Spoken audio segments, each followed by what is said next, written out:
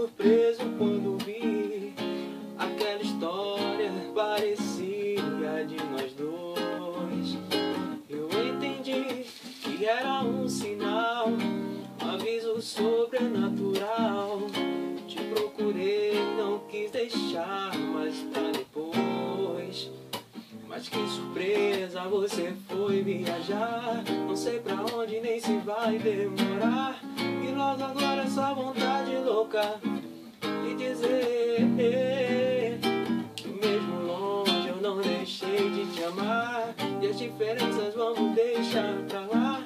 Eu tô aqui agora e cadê você? Mas eu não tô podendo ficar nem mais um minuto sem te ver.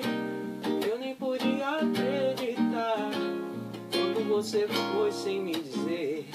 Eu vi a alegria